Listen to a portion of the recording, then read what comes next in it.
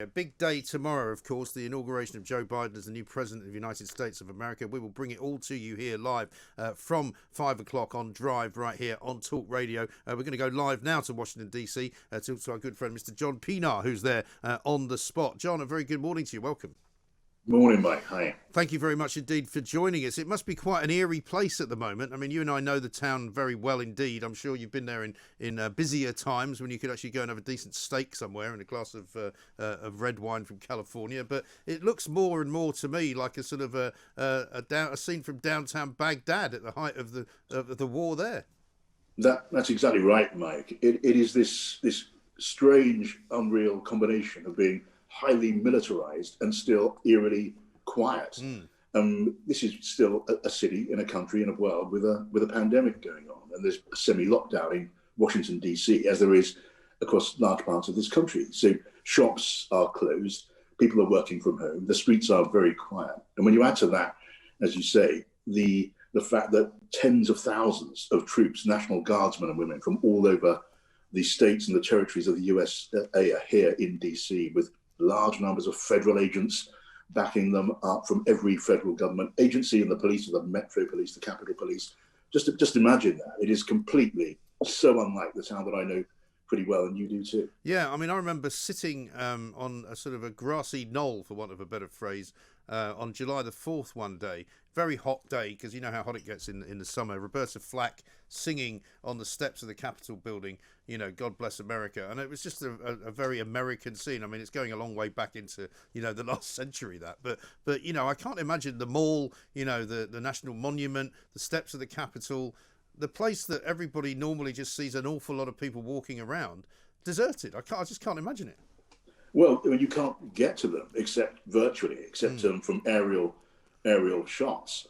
There's an 8-foot fence surrounding not just the Capitol and the White House, but that entire neighborhood. An 8-foot fence topped with razor wire, with military vehicles, police, troops.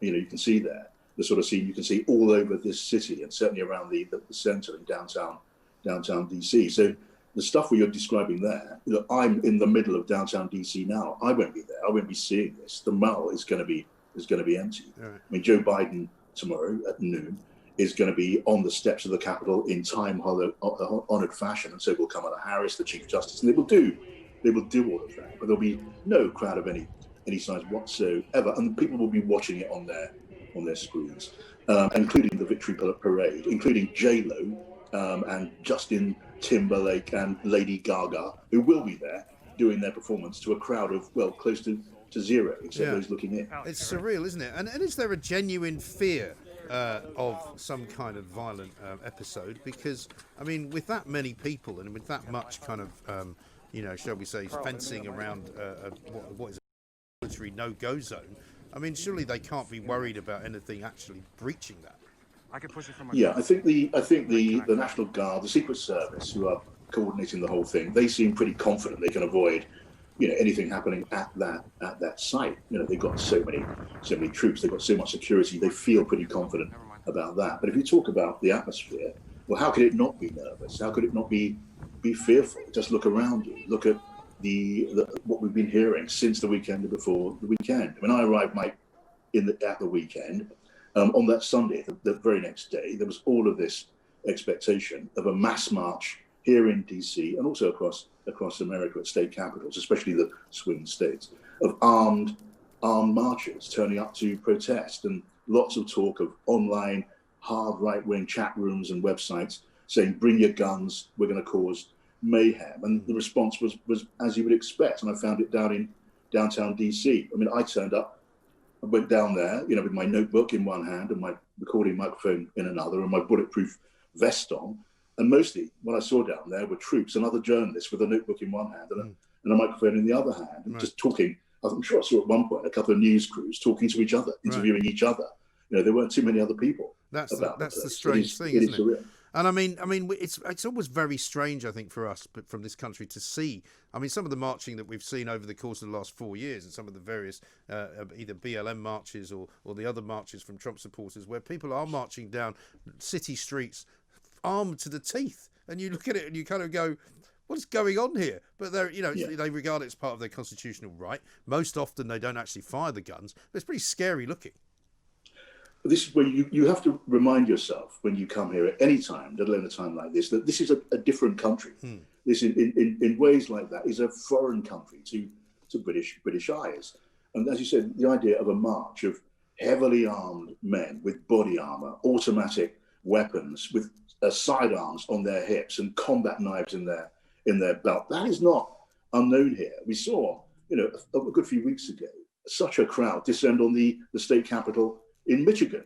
They broke into the state house there to protest and have a good shout at their lawmakers there. Now, imagine that. Well, you can't imagine that in our country because it is simply unimaginable.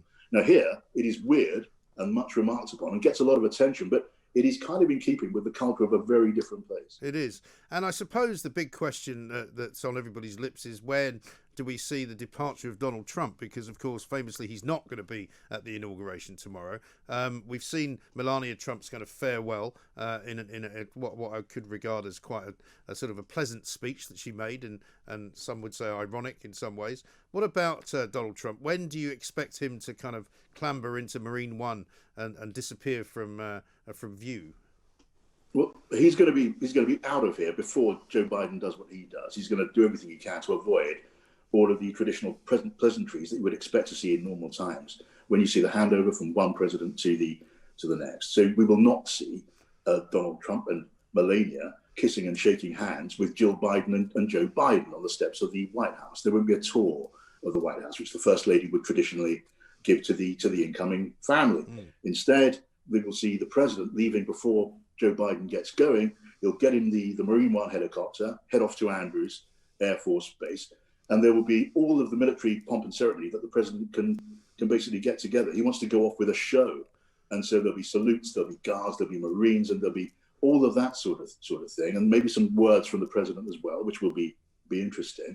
And then off to a bit of a celebration of his time, and he wants to get as many people together for that as he possibly can. Invitations have gone out, saying basically bring 5 mates if you want to come. And I think they want to get a big crowd together. I'm not sure that's as easy as they would have liked it to be. People have been invited who have absolutely no intention of going and really have no time for President Trump at all. And will that be in Washington, you mean, or in Mar-a-Lago? No, he's going to be heading down to Florida, to his resort, his club, Mar-a-Lago, and setting it up there and having a bit of a gathering there with some pomp and ceremony there too. Although interestingly, down in Florida, the welcome won't be as warm as perhaps he would like. Some of the locals apparently around that area, that neighbourhood in Florida, are going to court to stop him staying there, stop him living there, on the basis that the rules of the club don't let you stay there very long, and they're going to try and use that. But Donald Trump is used to fights in courts, isn't he? He really is. I wonder if he's going to hang on to Air Force One for a bit as well and just say you can't have it back. But I mean, he's not going away, is he? That's the problem. Well, he's got a lot on his mind now. I mean, a couple of weeks ago, we'd have been talking about Donald Trump's future as a force in the Republican Party, out of office, calling the shots in the Republican Party, and able to stop anyone else getting together a run for the presidency. That is over now. He is politically a busted flush. I mean, all around the GOP, the Grand Old Party, the Republican Party, people are running for cover. And as for Donald Trump himself, well, as soon as he leaves office, he is said to be very, very concerned about a possible influx of lawsuits and criminal prosecutions. I'm not just talking about the impeachment on Capitol Hill and the Senate trial. We wait to hear when that takes place. But in New York, for example, the Southern District of New York, the prosecutors there have cases ready of tax evasion and business fraud, and they're said to be ready with that. In the state of Georgia, there's talk of an action for electoral interference. And so this is one of the reasons the president seems to be, well, not just preoccupied, but rather worried. Although, I'm guessing because no one's seen him for days. He's been inside the White House, keeping his head down. Yeah. John, great to talk to you, and we'll hopefully come back to you again tomorrow. Enjoy the day. I'm sure it's freezing cold there.